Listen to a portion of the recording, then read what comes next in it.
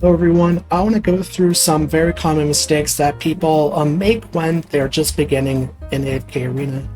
There are a lot of mistakes that you can make, and these mistakes can destroy your progression in the game, so I want to go through some common ones here.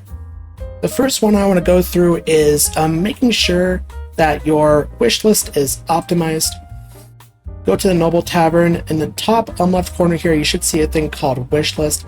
Making sure that this thing is optimized to some of the best heroes in the game will definitely help your progression, and not doing so can definitely harm your progression.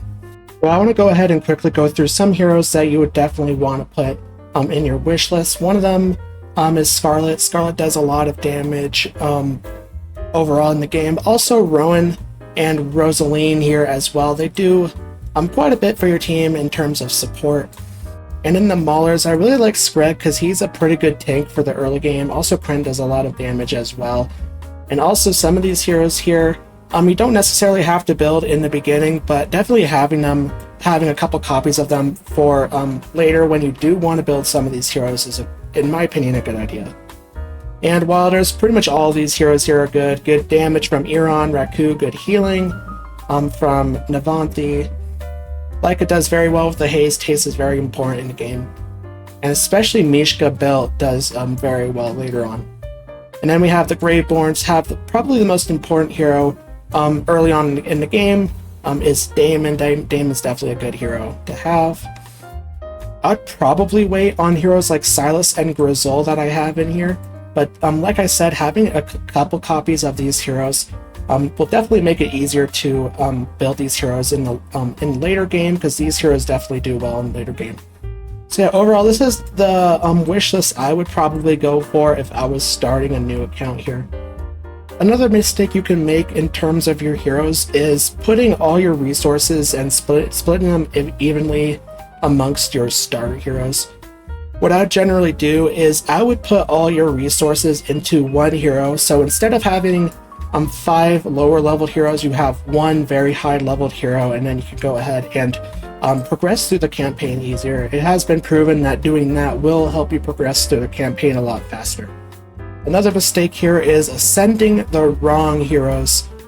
So pretty early on, you'll have access to the Temple of Ascension. This is where you ascend all of your heroes.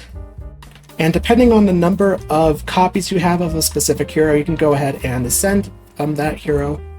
But one thing to pay attention to is your fodder heroes. You do not want to ascend your fodder heroes. And the way to check out which heroes are your fodder heroes, you just go to the Portraits tab in the Heroes section, and you scroll all the way down here, all the way down to the very end. You see all your heroes here. But these Legendary 2 heroes, these are all of your fodder heroes. These heroes will only go up to a maximum of Legendary Plus. So do not build your heroes based on any of these fodder heroes, because you will be stuck at Legendary Plus if you do so. And this is a mistake that I made. I decided to try to ascend a fodder hero. Instead of ascending my Belinda, I decided to try and ascend my Hogan, and then I got stuck because I spent all my resources on my fodder hero. The only thing your fodder hero should be used for is further leveling up your ascendable heroes. So I want to move on to the Noble Tavern for my next mistake, and that is spending all your resources on one pull summons.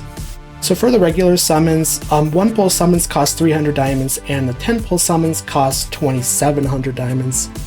Which means that if you're doing 10 pull summons, you will save 300 diamonds per 10 pull summon, which can be the difference of summoning certain heroes. So yeah, just save your resources and summon for 10 pull summons here. And this is another mistake I made. I always summoned at the beginning, I always summoned for 1 pull summons, and I found that as soon as I switched over to summoning for 10 pull summons, I started getting elite heroes a lot faster. So that's also another thing that I have learned while playing this game. And my next mistake, I'm going to go over to the store. My next mistake here that I want to share is make sure that you are buying the resources that you need. Your store will probably look very different to my store if you're just beginning. But yeah, I would recommend just spending your resources based on what you need. One of them I think you will definitely need are the essence. You can definitely buy essence from here every day, so I would definitely make sure that you're buying the essence, and then also buying some other resources that you need. Just look at what resources you need if you're trying to level up heroes or something. Just look at the resources that you need and buy them from the store. And also, this is just my opinion, but I would recommend never spending diamonds in the store if you are just beginning. I'd recommend spending all of your diamonds when you're beginning into summons. My next mistake is with the gear of your heroes, and especially when you're just starting out, you will get elite and legendary tier gear. I would go ahead and recommend looking through those types of gear and looking at what stats they bring, because there are certain heroes in the game, especially when you're just starting out, that need certain stats in order to do well. I would recommend putting gear that has good defense on your tanking heroes, and I would also recommend putting gear that has a lot of attack in it on your heroes that do a lot of damage.